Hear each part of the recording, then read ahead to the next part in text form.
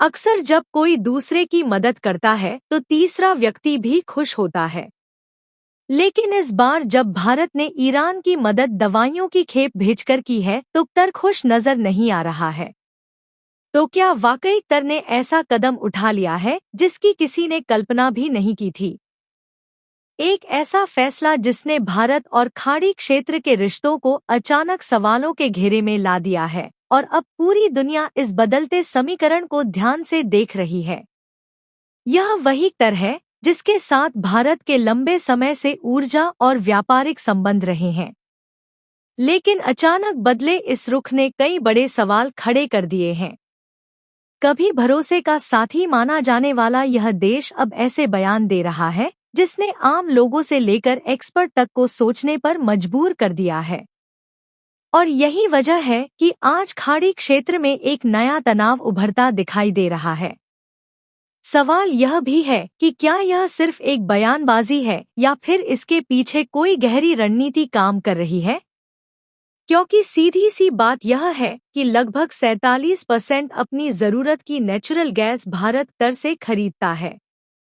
लेकिन अगर कतर भारत को ही औकात दिखाने लगेगा तो भारत इस गैस इंपोर्ट को बंद भी कर सकता है। क्योंकि भारत के ऑफिशियल ने इस बात का खुलासा अभी से ही कर दिया है कि भारत के पास पहले से ही डाइवर्सिफाई सोर्स मौजूद है और हमें कतर के आगे हाथ फैलाने की कोई जरूरत नहीं है। बहुत बड़ी डेवलपमेंट निकल कर आ रही है, तो इस वीडियो में समझते हैं।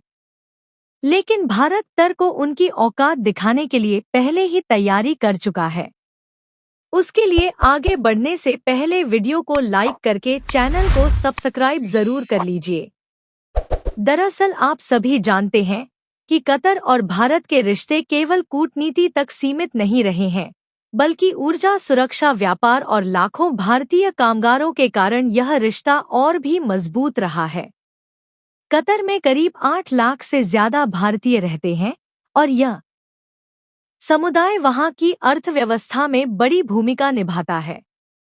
अब यहाँ सबसे अहम बात यह है कि कतर की अर्थव्यवस्था का एक बड़ा हिस्सा गैस निर्यात पर निर्भर करता है और भारत उन प्रमुख देशों में शामिल है जो कतर से बड़ी मात्रा में एलएनजी खरीदते हैं। आंकड़ों के अनुसार भारत हर साल लगभग 15 से 16 मिलियन टन एलएनजी कतर से आयात करता है, जो उसकी कुल गैस जरूरत का बड़ा हिस्सा है। यानी साफ है कि दोनों देशों का रिश्ता केवल राजनीतिक नहीं बल्कि आर्थिक रूप से भी एक दूसरे पर निर्भर है और यही वजह है कि जब भी इन रिश्तों में तनातनी की खबर आती है तो उसका असर केवल दो देशों तक सीमित नहीं रहता बल्कि वैश्विक बाजार तक महसूस किया जाता है। लेकिन इसी बीच एक ऐसी घटना हुई जिसने पूरे समीकरण को बदल कर रख दिया।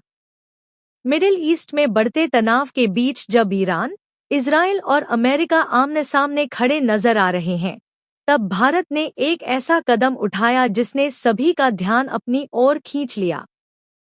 संघर्ष के बीच भारत ने इंसानियत को प्राथमिकता देते हुए ईरान को मेडिकल सहायता भेजने का फैसला लिया।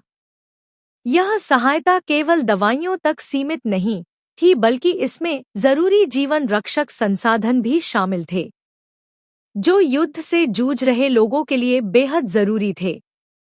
जैसे ही यह मदद ईरान पहुंची, वहां के हालात को देखते हुए इसकी अहमियत और भी बढ़ गई। रिपोर्ट्स के अनुसार उस समय ईरान के अस्पतालों पर भारी दबाव था और कई जगहों पर दवाइयों की कमी साफ दिखाई दे रही थी। कई इलाकों में जरूरी दवाइयों की सप्लाई 30 से 40% तक प्रभावित बताई जा रही थी। ईरान के अधिकारियों और वहां की रेड क्रिसेंट सोसाइटी ने भारत की इस मदद के लिए खुलकर आभार व्यक्त किया और इसे मुश्किल समय में मिली बड़ी राहत बताया। लेकिन यहीं से कहानी ने एक नया मोड़ ले लिया। अब सवाल उठने लगा कि क्या यह केवल मानवीय मदद थी या फिर इसके पीछे कोई रणनीतिक संदेश भी छिपा था?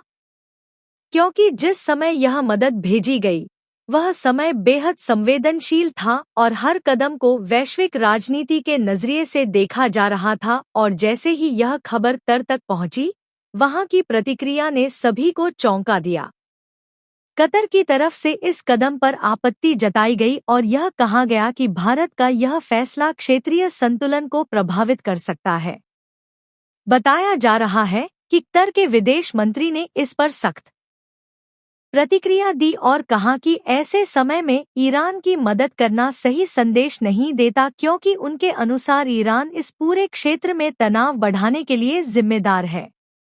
यहीं से मामला और ज्यादा गंभीर हो गया, क्योंकि अब यह सिर्फ एक मदद नहीं बल्कि एक बड़े कूटनीतिक विवाद का रूप लेने लगा।